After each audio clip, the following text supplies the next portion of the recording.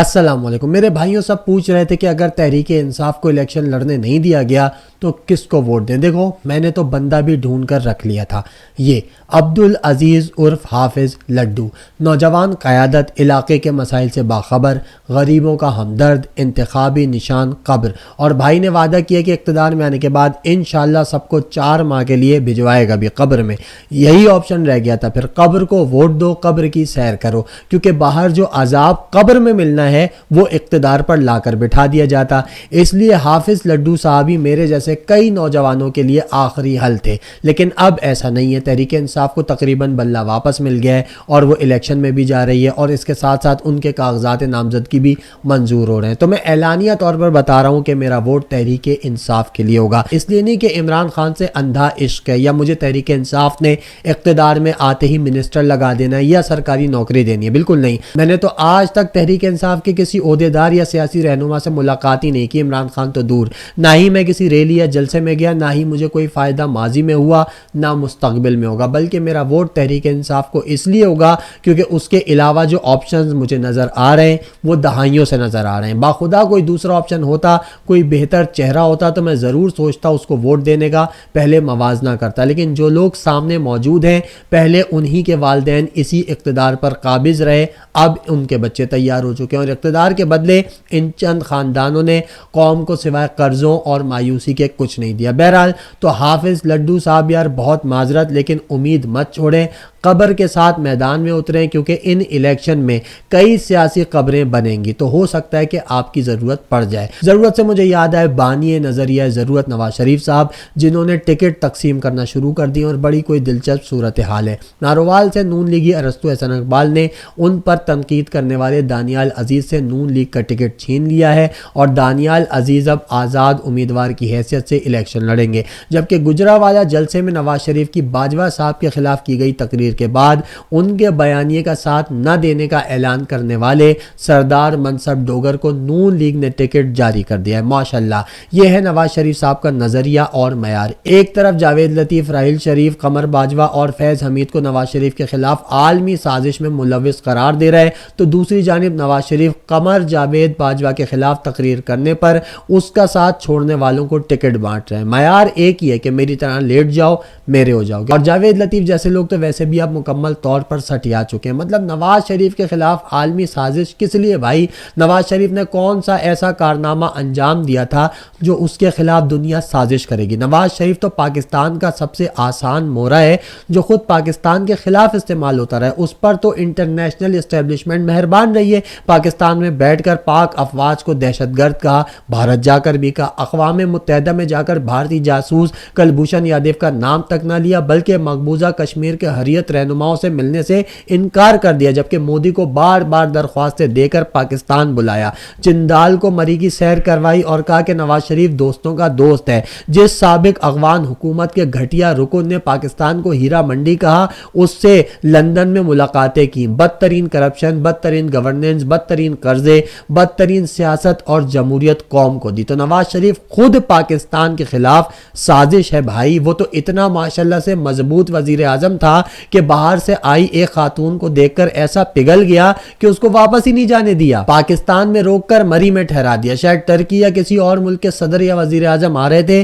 جن کو اس خاتون کی وجہ سے نواز شریف بحیثیت وزیر اعظم ریسیو کرنے نہیں گیا، بقول صحافی اسد اللہ خان۔ پھر اس بار جو نواز شریف کی واپسی ہوئی ہے کیسے ممکن ہوئی؟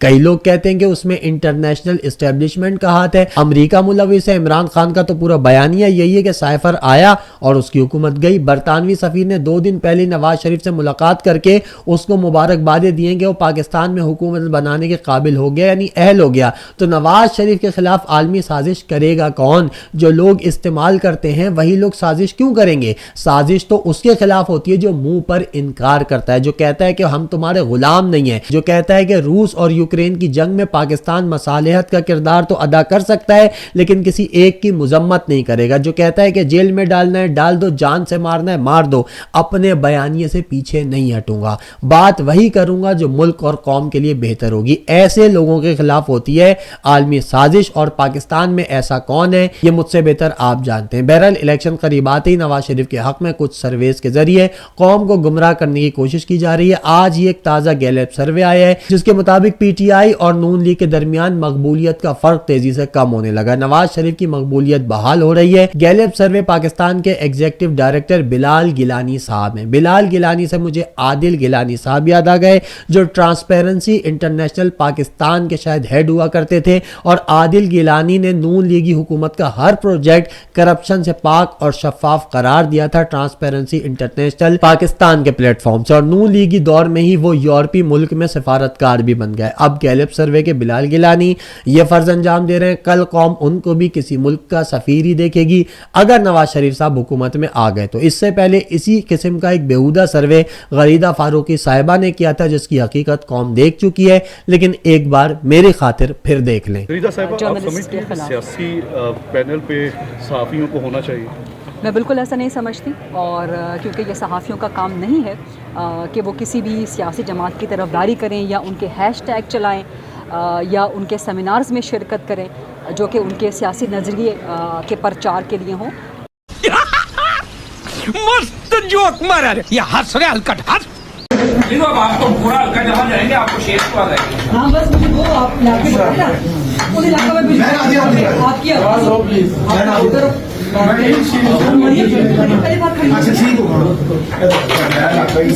جی تو جو غریدہ فاروقی صاحبہ کہتی تھی کہ صحافیوں کو نہ کسی سیاسی جماعت کے جلسوں سے خطاب کرنا چاہیے نہ اس کے ہیش ٹیگز چلانے چاہیے، وہی غریدہ فاروقی صاحبہ نون لیگیوں سے مطالبہ کر رہی تھی کہ ان کو ایسے علاقے میں بھجوائیں جہاں نون لیگ کا ووٹر ہو، اور پھر وہ نواز شریف کے حلقے میں جا کر نون لیگیوں کو جمع کر کر سمجھا رہی تھی کہ کیمرے کے سامنے کیا کہنا ہے۔ یعنی جتنی بےہودہ غریدہ فاروقی کی صحافت ہے اتنا ہی بےہودہ ان کا نواز شریف کے حق میں کیا جانے والا سروے تھا، اور نواز شریف نے ایسا کیا ہے جو اس کی مقبولیت بڑھنے لگی۔ ایک بار بھی وہ عوام میں نہیں گیا، صرف ڈرائنگ روم کی سیاست کر رہا ہے، کبھی کسی کے دروازے پر ملتا ہے، کبھی کسی کی چوکھٹ پر کشکول لے کر کھڑا ہوتا ہے۔ انصار عباسی صاحب کہتے ہیں کہ بلہ اپنے سیاسی مخالفین کے لیے بلا شبہ بلا بن چکا ہے، اب یہ بلا سیاسی مخالفین کے ساتھ کیا کرے گی؟ نون لیگ سوئی ہوئی ہے اور بظاہر انتظار میں ہے کہ کچھ کیے بغیر اسے الیکشن جتوا دیا جائے اور وزارت عظمیٰ کی کرسی پر بٹھا دیا جائے۔ اصل حقیقت بھی یہی ہے کہ نواز شریف صرف اسی انتظار میں ہے کہ جو وعدہ اس سے کیا گیا تھا کہ تمہیں اقتدار ملے گا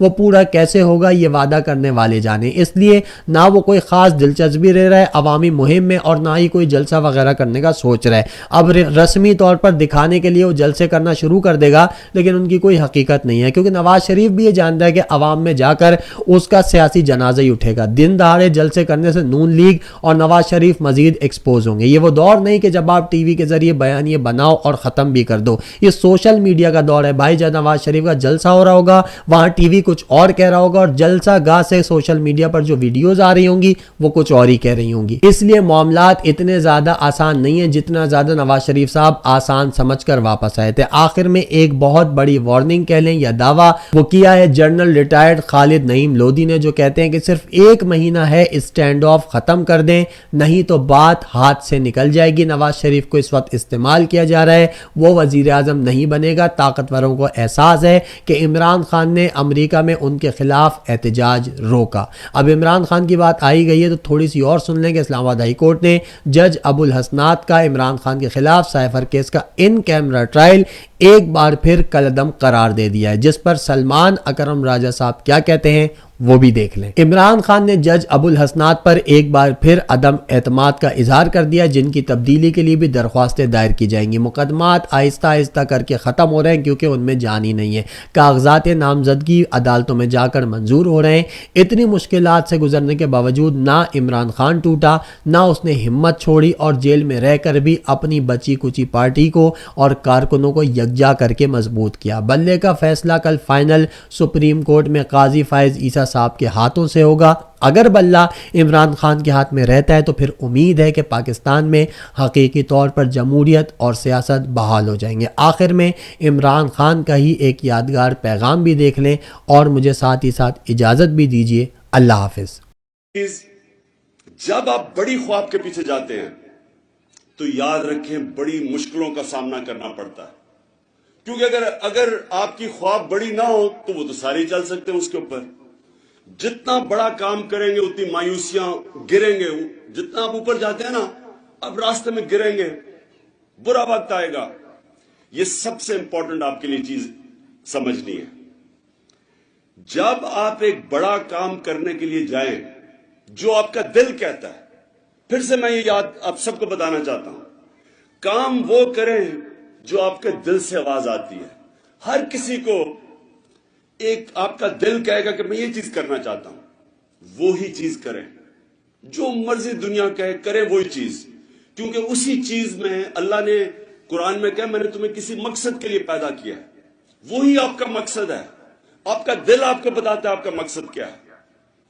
جتنا بڑا مقصد ہوتا ہے اتنی آپ کو مشکلوں کا سامنا کرنا پڑتا ہے، اور پھر اللہ ان کے راستے پہ لگا جن کو تو نے نعمتیں بخشی ہیں. سارے پیغمبروں کا مشکل راستہ تھا، کسی پیغمبر کا آسان راستہ نہیں تھا. سارے پیغمبروں کو ہر قسم کی مسئلے، جان کا خطرہ، ان کو مذاق اڑایا گیا. ہمارے نبی صلی اللہ علیہ وسلم کے اوپر کوڑا پھینکا گیا، کیا کیا نہیں کیا گیا. تو آسان راستہ نہیں ہوتا. اور میں ایک اور آپ کو بات کہہ دوں، یہ جو آسان راستہ ڈھونڈتے ہیں، جو آپ میں سے آسان راستہ ڈھونڈتا ہے، یہ یاد رکھو کہ وہ آپ کو وہ راستہ کہیں لے کے نہیں جائے گا. آسان راستہ تو سب سے آسان راستہ تو قبر میں ہوتا ہے، کچھ بھی نہیں کرتا انسان، پڑا رہتا ہے. جو بھی بڑا انسان ہوتا ہے وہ مشکلوں کا سامنا کرتا ہے، اور جتنی آپ مشکلوں کا سامنا کرتے ہیں اللہ نے آپ کو بنایا ایسا ہے کہ اتنی آپ اور طاقت آ جاتی ہے آپ میں. آپ چھوٹی سی اللہ نے انسان کو جب اشرف المخلوقات بنایا ہے تو آپ میں اتنی طاقت دی آپ کو خود اندازہ نہیں ہے.